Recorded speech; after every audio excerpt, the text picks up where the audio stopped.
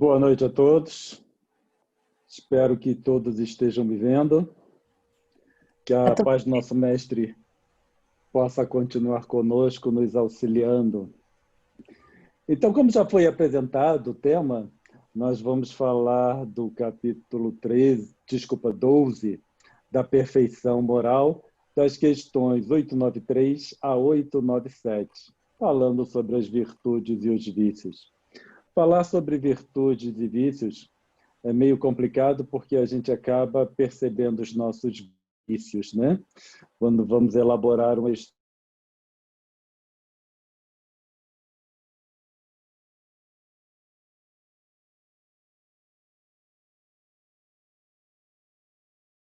pergunta aos espíritos o seguinte: qual a mais meritória de todas as virtudes? Isso é uma tendência natural nossa, né? Nós tendemos a considerar os nossos esforços muito maiores do que os outros. Então, parece para nós que nós fazemos mais esforço do que os outros e, por isso, tendemos a cobrar mais do outro. Aquela ensino de Jesus, né? Que nós vemos o argueiro no olho do outro, mas não vemos a trave no nosso próprio olho. E com isso, com essa tendência, nós também temos que as nossas dores são maiores, nossas dificuldades são mais difíceis, nossos sofrimentos são maiores e por aí vai. Certo? Para nós, tudo é o pior, tudo é o mais difícil. Só que também nós temos uma tendência em considerar que nossas virtudes são as melhores, certo? Então, nós acabamos comparando. Apesar de Jesus ter dito para não julgarmos, quando nós nos comparamos com os outros, isso é um julgamento que eu faço, em que eu julgo o outro melhor ou pior do que eu. E aí nós temos uma tendência a achar que nossas virtudes são melhores também, né? E que nós fazemos mais esforços, mas que nossas dificuldades são mais difíceis para sobrepor, e por isso nós vamos caminhando, julgando aqueles que se apresentam diante de nós. Mas a resposta dos espíritos é muito clara com relação a isso, em que eles dizem que toda virtude tem seu mérito próprio. Porque, então, só por esse início de resposta, nós já temos que qualquer comparação é perda de tempo e indevida, porque não existe uma virtude melhor do que a outra, pois todas elas têm seu mérito próprio, porque todos indicam que o espírito progrediu na senda do bem. Então, seja qual for a minha virtude, isso indica que eu já caminhei na senda do bem. E seja qual for a virtude do companheiro, certo? Que se apresenta diante de nós, também indica que ele realizou um progresso. Só que esses espíritos continuam dizendo o seguinte: há virtudes sempre que há resistência voluntária ao arrastamento dos maus pendores. Então, no final, eu não tenho que comparar virtude em termos qualitativos, certo? Eu já não faço mais fofoca, eu já não faço mais isso, eu já não faço mais aquilo. A virtude, ela existe todas as vezes que fazemos, né, um esforço para conter nossas más inclinações. É aquela definição de um verdadeiro espírita que pode ser muito bem traduzido por essa frase. A virtude sempre que há resistência voluntária ao arrastamento dos maus pendores. Então, a partir do momento que eu faço qualquer esforço para conter uma má tendência, só nisso, né? Só como se fosse pouca coisa, mas isso já é uma virtude. Cláudio? Já é a minha vontade, certo? Cláudio? Oi? É Valéria aqui, meu amigo. A sua tela de leitura, a sua compartilhada, está cortada um pouco. Tá bem no cantinho. Você quer assim mesmo? Bom, eu não estou vendo como é que ela está. A princípio, eu compartilhei a tela inteira. É só centralizá-la um pouquinho, chegar ela mais para a sua esquerda. Você não consegue ler, não? Agora sim, aí tá bom, ótimo, perfeito. Obrigada, Cláudio. Conseguiram ler? Está Tá melhor ótimo, assim, Valéria? tá perfeito, tá centralizado. Então tá. Então, como eu estava falando, a virtude ela surge todas as vezes que nós fazemos esforço para conter as nossas más tendências. E eles continuam. A gente vê que a virtude é alguma coisa complexa, né? A sublimidade da virtude, porém, está no sacrifício do interesse pessoal, certo? Deixa eu baixar aqui de novo, que saiu. Então, ela está na... Desculpa. Está a sublimidade da virtude está no sacrifício do interesse pessoal. Então, maior será a virtude a partir do momento que, seja lá o que eu faça, esse esforço, vá de encontro ao meu interesse pessoal, visando o bem do próximo, sem pensamento oculto. Aí é que surge a dificuldade, uma pedra de tropeço, porque não podemos ter pensamento oculto quando fazemos algum esforço para conter uma má tendência ou mau pendor. Isso é um fator complicativo, e nós vamos falar para nós, espíritas, porque um dos ensinamentos contidos na codificação é que fora da caridade não há salvação, certo? E o que acontece? Muitas vezes nós vemos pessoas fazendo caridade para obter esta salvação. Algumas vezes encontramos pessoas falando para nós, nós temos que fazer caridade, certo? Quando coloca nós temos que fazer caridade, é alguma coisa forçada visando uma intenção. E quando nós falamos em caridade, então, no meio espírita, nós vemos uma complicação só. Porque alguém, eu não sei quando surgiu essa ideia, mas alguém, em algum momento, falou que caridade começa em casa e isso se perpetua no meio espírita. Caridade não começa em lugar nenhum. E caridade não termina em lugar nenhum. Caridade é caridade. Então, muitas vezes, essa questão de caridade começa em casa, ela é utilizada para satisfazer os próprios interesses, porque é aniversário do filho, é aniversário da esposa, é aniversário da mãe, o que é dia dos pais, é dia das mães, e por isso não pode ir, né, na casa espírita realizar o trabalho, como se, no dia dos pais, por exemplo, os pais passassem 24 horas com seus filhos, no dia das mães, né? Muitas vezes nós vemos nesses dias festivos o tempo que se perde numa fila de restaurante, por exemplo, né? Porque fica cheio, então a família perde horas na fila de um restaurante. Então, todas as vezes que eu coloco caridade começa em casa, estou puxando o meu interesse pessoal.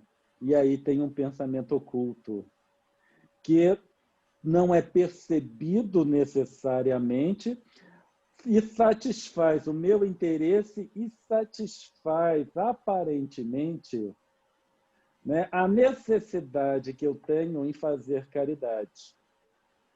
Então, a mais meritória virtude é que assenta na mais desinteressada caridade. Essa colocação mais desinteressada caridade é para nós, certo? Porque a partir do momento que exista o menor interesse, aí já não estamos mais falando de caridade. Estamos falando de satisfação do interesse próprio, o interesse pessoal. E aí, nós nos vemos diante dessa resposta dada pelos espíritos e nós precisamos nos adaptar a essa situação, certo? Despender esforços para conter as nossas más tendências. Sacrificar o interesse pessoal pelo bem do próximo, sem pensamento oculto, sem esperar qualquer retribuição, qualquer retorno, qualquer agradecimento, nem que seja dos céus. E aí surgiu também a conceituação do bônus hora, num contexto completamente do que muitas vezes nós vemos, né, nós aqui encarnados aplicando o conceito do bônus hora. Então, é como se nós vamos fazer alguma coisa ou bem pensando nesses bônus horas que vamos sacar depois de uma desencarnação ou o que quer que seja. Então, se eu estiver de olho também no bônus hora, eu também não estou fazendo a caridade, eu não estou, né, fazendo o esforço para conter meus maus pendores sem um pensamento oculto. Isso tudo é material para nós pensarmos, né, e meditarmos, que todos os estudos nós precisamos levar um trabalhinho para casa. O que é o trabalhinho para casa? É pensar a respeito do que o livro dos Espíritos, no caso, quer trazer para nós, ou em outros estudos, a codificação como um todo. Quando nós pensamos em mais tendências, virtudes, contenção daquilo que nós precisamos ou não precisamos fazer, nós estamos pensando em moral, certo? Só que moral está no... Às vezes nós não entendemos muito bem o que seja moral. É uma ideia muito abstrata. Mas moral está relacionado com estímulo e respostas. Então, né, nós temos moral, interação e estímulo. E nós fomos buscar na questão 629 do Livro dos Espíritos, em que Kardec pergunta: que definição se pode dar da moral? E eles respondem: a moral é a regra de bem proceder. Isto é, de distinguir o bem do mal. O homem procede bem quando tudo faz pelo bem de todos. E aí, novamente, nós temos a questão de fazer o bem pelo bem de todos, certo? Ou melhor, pensarmos no bem de todos e não apenas no nosso interesse pessoal. Então, a moral é regra de bem proceder. E, além disso, nós precisamos distinguir o bem do mal para sabermos como proceder, e é sobre isso que vamos debater um pouco, ou meditar, né, um pouco a respeito. Quando nós pensamos na nossa existência enquanto encarnados, a nossa vida cotidiana, nós percebemos que muito de nossas vidas consiste na interação com outras pessoas e eventos. A não ser, né, em momentos assim muito peculiares, nós estamos interagindo, tanto com pessoas quanto com eventos, nem que seja através do Facebook, porque mesmo lendo lá o Facebook, vendo o que as pessoas postam, nós estamos interagindo, certo? E nessa interação, qualquer interação, nós recebemos estímulos. E diante de um estímulo, nós respondemos, seja ele qual for. Essa é a nossa tendência. E nós respondemos nem que seja apenas observando ou percebendo esse estímulo. Então, nós podemos não ter uma reação exteriorizada com relação ao estímulo, mas nós reagimos. O que nós precisamos, muitas vezes, é perceber ou conter essa reação exteriorizada momentaneamente para termos tempo de pensar. Mas a reação interna, isso acontece de imediato. Nem que seja, como nós falamos, a percepção desse estímulo. E diante desse estímulo, nós então reagimos. E essa, né, relação entre interação e estímulo é que nós podemos chamar de moral, certo? Seja moral mais elevada ou menos elevada, está relacionado com estímulos. Então, dependendo do estímulo que recebemos, reagimos desta ou daquela forma. Diante de um sorriso sincero, que é o estímulo, nós respondemos com outro sorriso e sentimos, né, surge em nós uma sensação agradável. Só isso é uma reação. Essa sensação agradável é uma reação, certo? Agora, quando nós recebemos um sorriso, uma palavra amiga, uma palavra bondosa, a nossa reação é muito fácil, certo? Nós reagimos bem muito facilmente. O problema surge quando os estímulos são maus para nós, certo? Não necessariamente mal em termos absolutos, mas que nós consideramos como estímulos maus.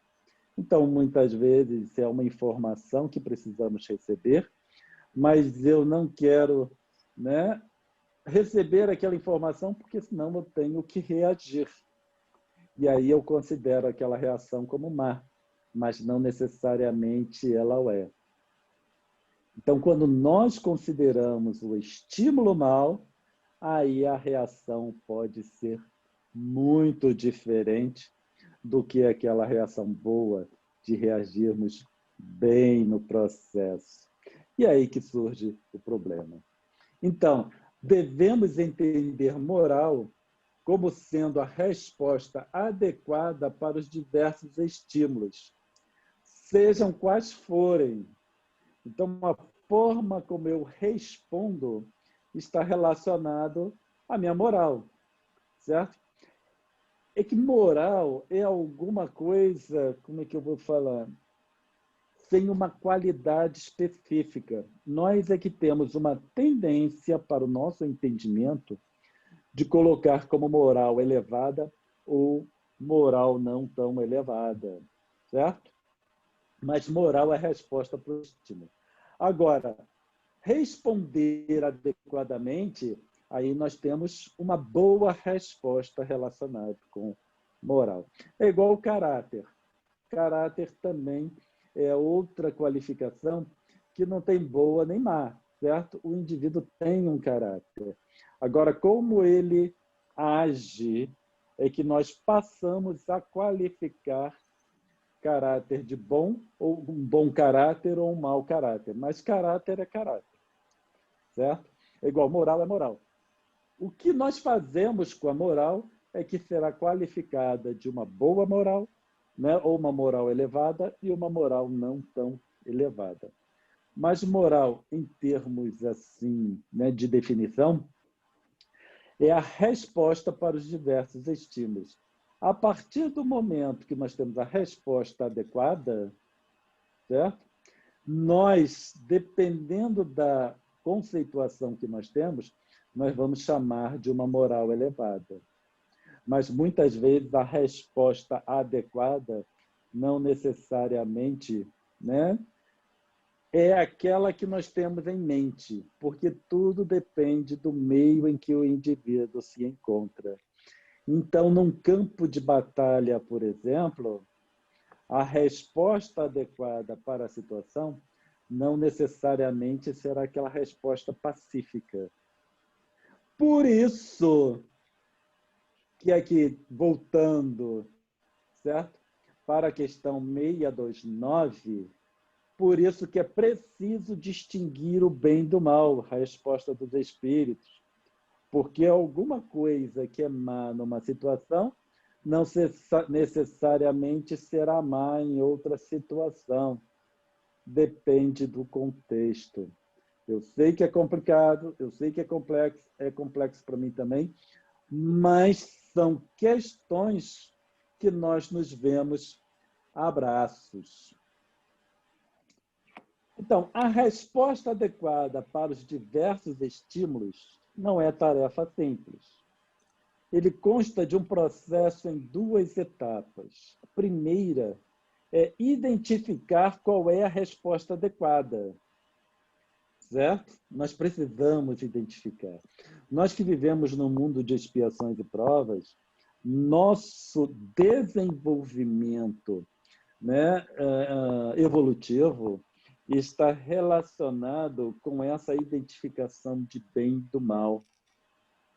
Responder adequadamente dependendo da situação. Agora, uma coisa é identificar a resposta adequada, a outra é ser capaz dela. Porque diante de um estímulo, por exemplo, alguém, né, agindo com agressividade para comigo, eu posso saber, né, em decorrência de tantos estudos espíritas que nós fazemos, eu posso saber conscientemente que eu preciso me manter pacífico. Isso eu sei, né? Conscientemente, intelectualmente eu sei. Agora a questão é, eu sou capaz dela? Essa é outra pergunta, essa é outra questão, certo? Que não necessariamente eu serei. Agora, esse exemplo que nós demos agora, de alguém falando com agressividade para conosco, ou demonstrando uma agressividade, é só um exemplo de um estímulo. Agora, tem tantos outros estímulos em que identificar a resposta adequada não é tão simples, não é tão trivial. Especialmente porque muitas delas dependem do contexto. Diante de um contexto, eu posso agir de uma forma e, diante do contexto, a resposta adequada pode ser outra, certo? E ser capaz de responder adequadamente, dependendo do contexto, aí fica mais difícil ainda, ou mais complicado ainda de se fazer. Então, sermos capazes dela é uma outra questão, certo? Que apenas para nós precisamos desenvolver. Acredito, né, que os espíritos elevados eles já conseguem ter a resposta adequada, independente do estímulo e independentemente do contexto. Então, nessa questão, ou nessa colocação de precisarmos entender o bem e o mal, nós recorremos ao Livro dos Espíritos, na questão 638, em que Kardec pergunta algo que é muito interessante.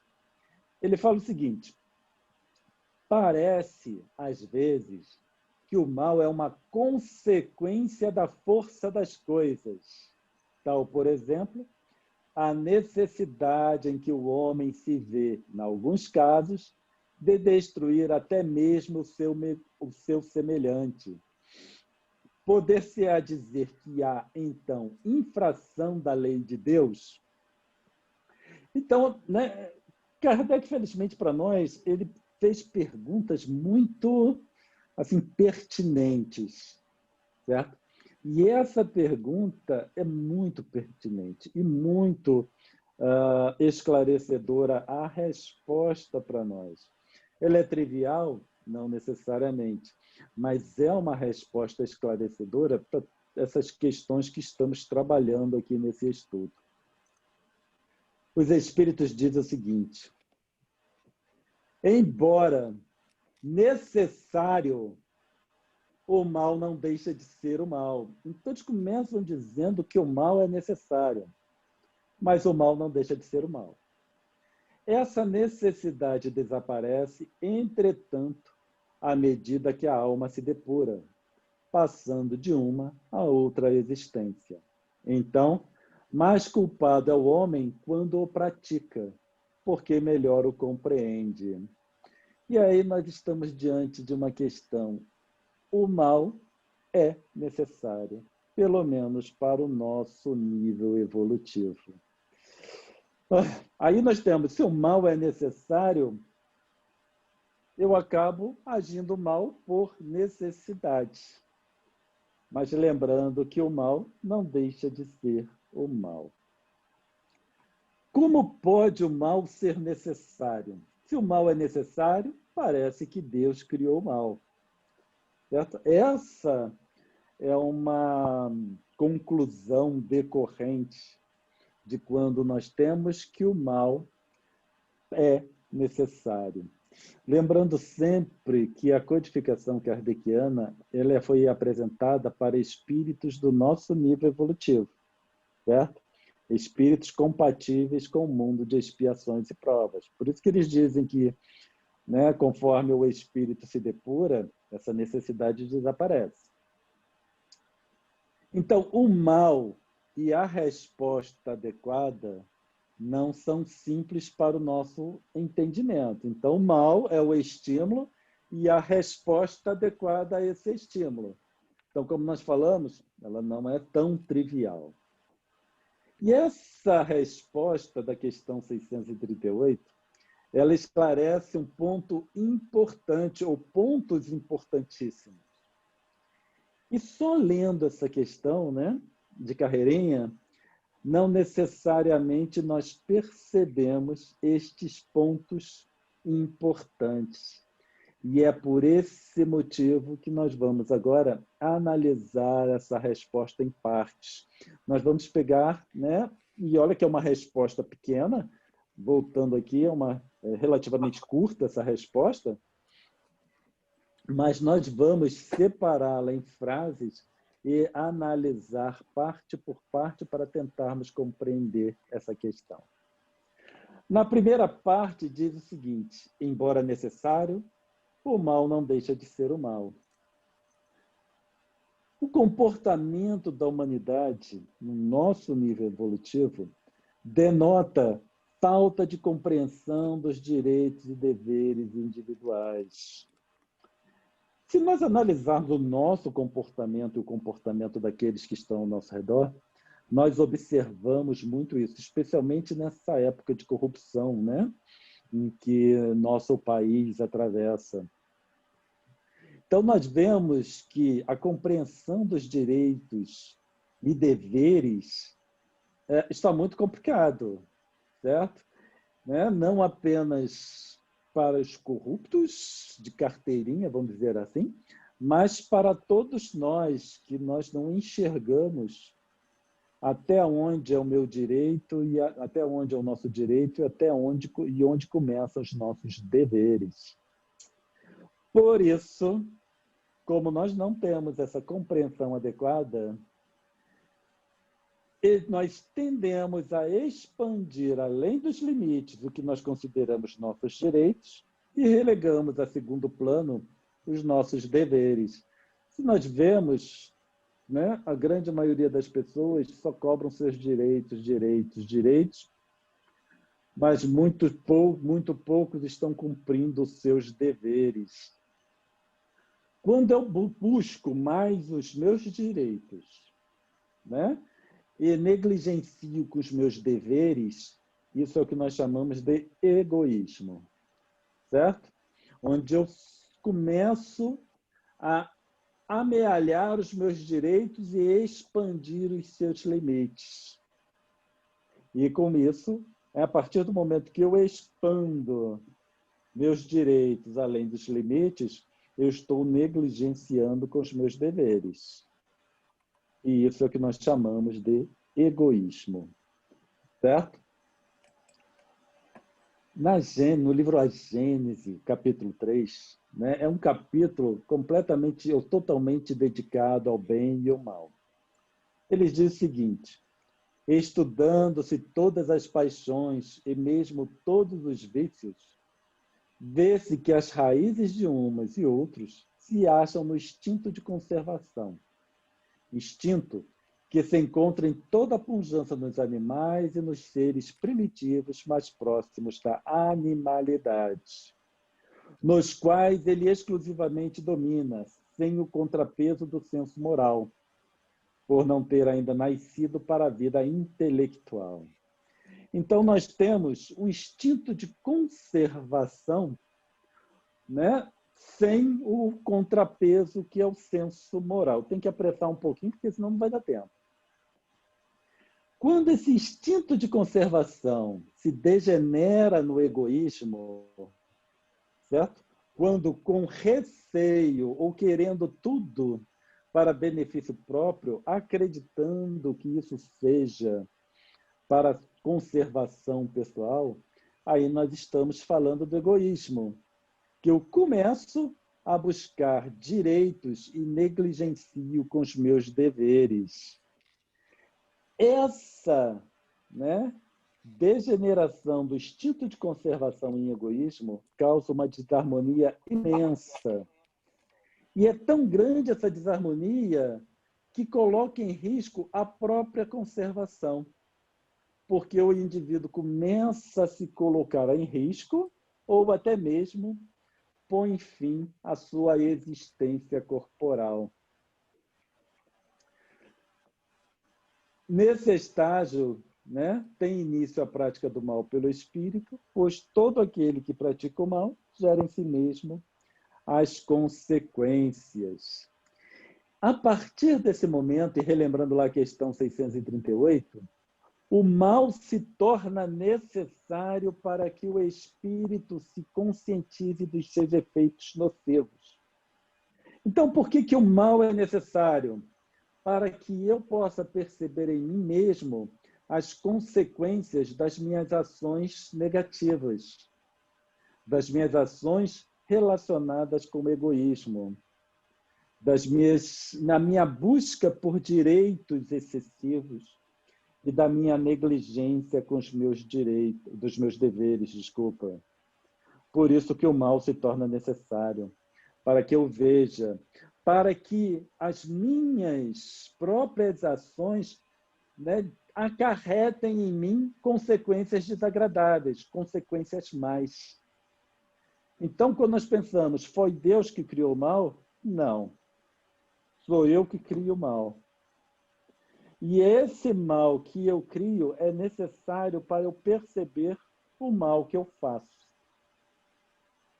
Então, né, nós vemos que o mal é necessário por responsabilidade única e exclusivamente nossa.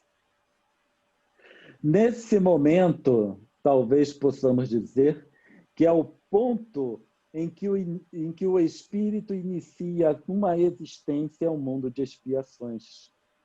No momento em que esse instinto de conservação degenerou em egoísmo de tal monta que o próprio espírito gera mal em si mesmo. E gerando mal em si mesmo também, né, acarreta malefícios para os outros em decorrência do excesso de direitos que busca. E aí nós adentramos no mundo de expiação. Segunda parte da resposta. Essa necessidade, a necessidade do mal, desaparece, entretanto, à medida que a alma se depura, passando de uma a outra existência. Então, nessa segunda parte da resposta, eles deixam claro para nós que o nosso aprimoramento, aquele esforço para conter as nossas más tendências... Oi? Alguém falou alguma coisa? Não, Cláudio, mas aproveitando, você tem mais 5 minutos. Eu tenho mais 5 minutos, obrigado. Tá joia. Então, nessa segunda parte, a depuração do espírito levará ao entendimento das consequências nefastas do egoísmo para si mesmo e para os outros. Então, por que o mal é necessário? Para que nós consigamos ver as consequências do nosso egoísmo para nós mesmos e para os outros. E aí, conforme nós vamos entendendo isso, nós vamos nos depurando. Nós vamos fazendo esforço. E é bastante interessante que o motivo pelo qual nós começamos a conter nossas más tendências são motivos egoísticos, porque eu já não quero mais o mal para mim. Eu não me importo tanto com o mal que eu causo ao outro, mas eu já não quero mais mal para mim. Então, se nós lembrarmos, né, lá no início, infelizmente não vai dar tempo de eu voltar tudo, senão, para nós relembrarmos, senão vai acabar o nosso tempo. Se nós pensarmos, né, nos lembrarmos lá no início, que precisamos fazer o bem sem o mínimo de interesse, então, no estágio atual que nós nos encontramos, nós fazemos o bem ainda com interesse. É o egoísmo que está falando alto, porque eu não quero mais experienciar o mal em mim. E por isso que nós tentamos conter as nossas más inclinações, certo? E é por isso que nós buscamos fazer essa caridade, e é por isso, né, que foi colocado que fora da caridade não há salvação, para nos incentivarmos a prática da caridade, mesmo que no estágio inicial que nós nos encontramos, ainda haja algum interesse por trás disso. Então, nós talvez, né, nós possamos dizer que nesse momento, nesse ponto, é que o Espírito exercita nesse ponto que fica, né, estabelecido o final da expiação, dos processos expiatórios. E aí nós começamos com os processos provacionais.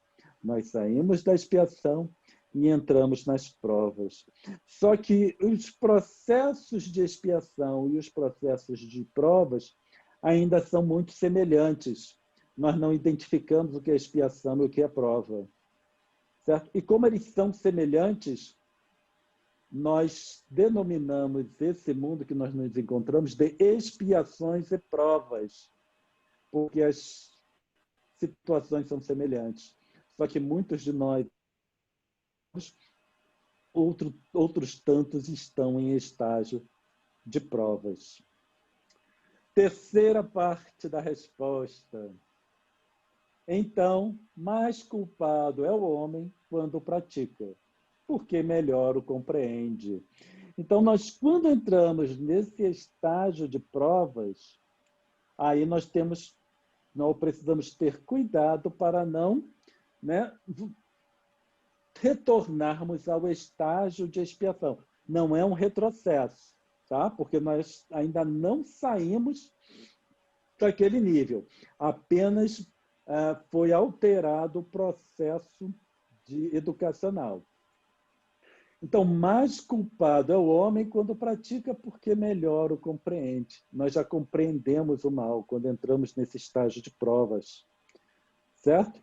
E aí, se vamos, né, praticando o mal, maior será o nosso comprometimento.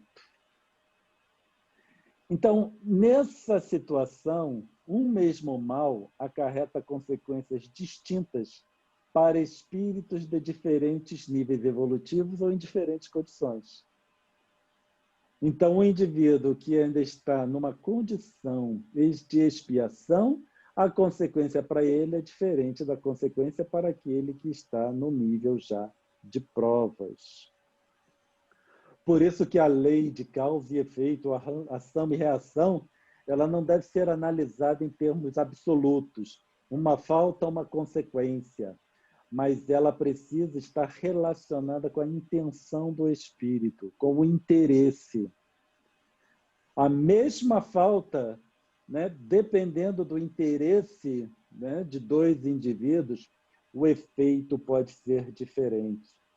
Então, a consequência está relacionada com a condição do espírito. E é por isso que o não julgueis para não ser julgados, conforme Jesus nos ensinou, ele é válido, certo? Para mais diversas situações. E aí nós, voltando lá no início, não temos como avaliar se as minhas virtudes, eu não tenho como avaliar se minhas virtudes são melhores que a do outro, se eu sofro mais, se eu sofro menos, se eu tenho maior dificuldade, se eu tenho menor dificuldade. Nós todos estamos em... Certo? E cabe a nós, então, que ir caminhando, exercitando, despendendo energia para tentar conter as nossas más tendências, sem buscar respostas rápidas e sem compararmos a nós com outras pessoas, outros companheiros de caminhada. E assim acaba nosso tempo, agradecendo ao GED pela oportunidade de estarmos aqui conversando com vocês, agradecendo a paciência de todos vocês. Muita paz a todos.